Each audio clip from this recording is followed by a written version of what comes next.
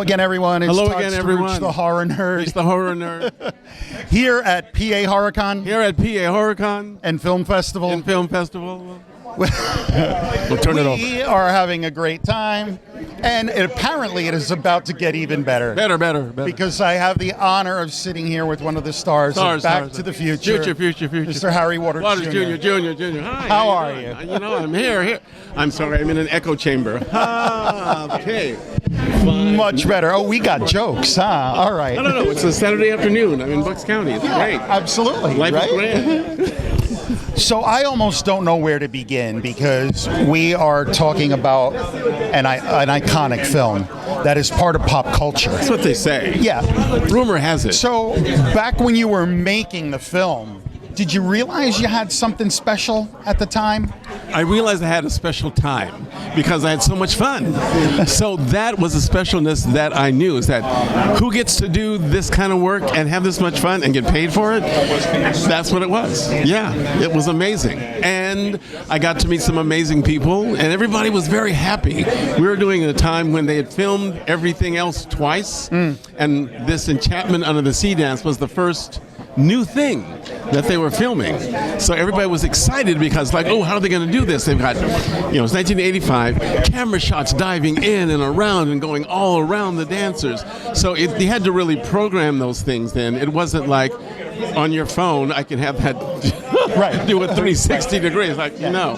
So it was amazing technology for that time too, but just to be a part of that was like awesome. And we had live music, had live band. What more could you want? I couldn't want anymore because we got to have everybody dance during the takes. Instead of everybody just sitting out, the band would play. We did Freaks Come Out at Night or whatever was playing at the time. So we were really happy to just kind of be there and be amongst all the people. Very cool. Yeah. Does it surprise you that what is it now? 40 years. Well, 37 years, right? 37 years. Yes. That right. How the films have endured to the point where people are coming out to shows like this. That I'm still amazed at. Some who bring their grandchildren. So we do have that, talk about generational sort of hold on. That's phenomenal on any level, Music, of course, music is always something that goes like from family to generation to kids. But there are not a lot of movies that kids who are young now would like that their grandparents. Right. There's only a few, and this is one of them. And that the kids even like. It's like there's so many other choices that they have, but they still like this movie because it still works somehow. I don't know how that is. It still works. Well, so I will tell you, my daughter is 18, and a typical 18-year-old girl, right? Oh, yes, I'm sorry. And I don't like anything. Nothing's cool. But even she is getting caught up on all the movies that I grew up with as a child of the 80s, and she loves them. She's like, Dad, Back to the Future, Ghostbusters, Gremlins. Those are classic. Oh, right? We're talking about that 83 to 86, bundle there. Yeah. Was like a lot of good, and they were well-made movies. See, that's the other thing. They were well-made for everybody to be a part of. They weren't like pushing people away. It was like you got to be a part of the adventure. Is really what it was. It was. It wasn't like magic. It just made sense because they were also fun. Yes. People were not. It wasn't dangerous. My daughter's been kidnapped by another terrorist organization, and I have to find a way to get them out. It's like, no, we're actually having a great story that's about nice people that are like doing quirky stuff. That's really quirky stuff. Yeah. And so that's why it made it okay to be a nerd, and you could be the football captain and still like the same movie. Right. So that was another plus that it didn't like discriminate about. You had to be a certain type. It's like, no, it appealed to everybody. Not a lot of things do that. Coke and Pepsi. I don't know. Maybe. My friends of my age, we think about movies like Back to the Future, and we try to think what movies being made today will endure in the same way. And I don't know that I can think of any. You know, I mean, a there's handful, maybe like the Lord of the Rings, Right, maybe, or yeah, something the Lord like that. of the Rings is like a But Back to the Future, generation. we'll still be talking about Yeah. it 40 years from now. Right, like Transformers has its window, you know, it's good. And I was like, stop making them. Yeah. We had 4. I liked 4. That was about it. Okay, but anyway, yeah. So it's hard to know. Once you have a good movie, it gets like that thing. It can get soiled by imitation and repetition. You know, like Lord of the Rings kind of it got its whole little nut because of the book. Yes. So it stayed true to that. But then, what does it mean about hot movies today?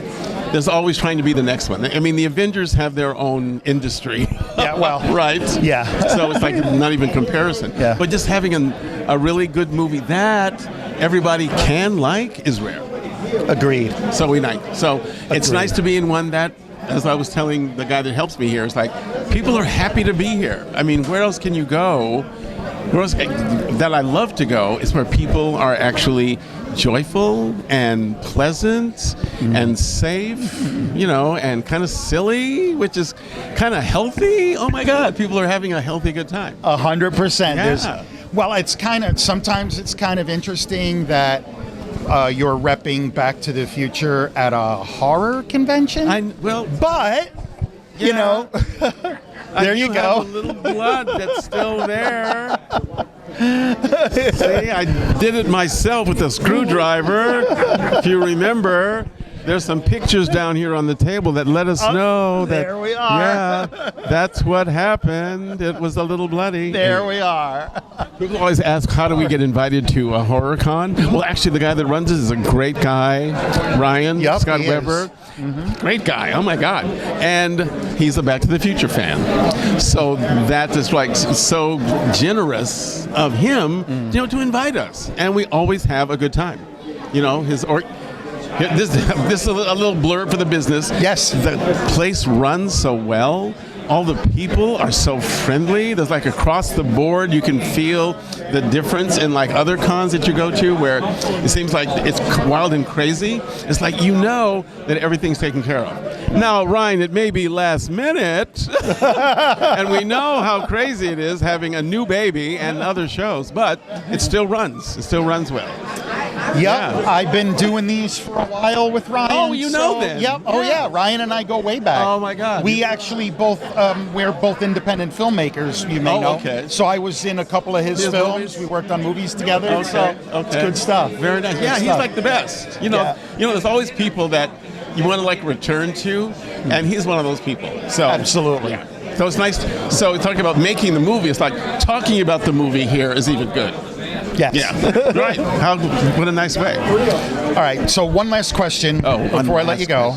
Never a last question. No. Well, I promise. Okay. Listen, my friend, I could talk to you for hours. Oh, there we go. But- Okay. One last question. Yes. Here we go. Do you have a favorite story or anecdote or favorite memory from making the film that you like to share with us? I have a couple that I like to share. I'll decide which one. One was when we were shooting the dance, and especially Earth Angel, is that there were 8 girls that were in the extras, and I said to the PA, I said, I need those 8 girls to always be there.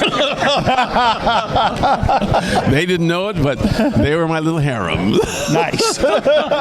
So no matter where they were shooting on the stage, they got to work the whole time. That means they got a little bit more money, which is great, but it was great. That was one of my favorite things, and they never knew.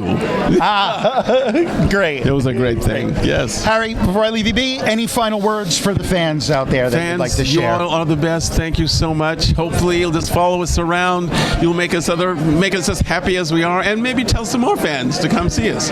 We're only here for 2 days, but who knows when we'll be back to HorrorCon.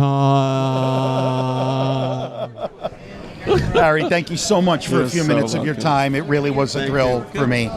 Harry Waters Jr., everybody, this is Todd Struch, the Horror Nerd, here at PA HorrorCon and Film Festival, signing off. We will see all of you in the next interview. Bye.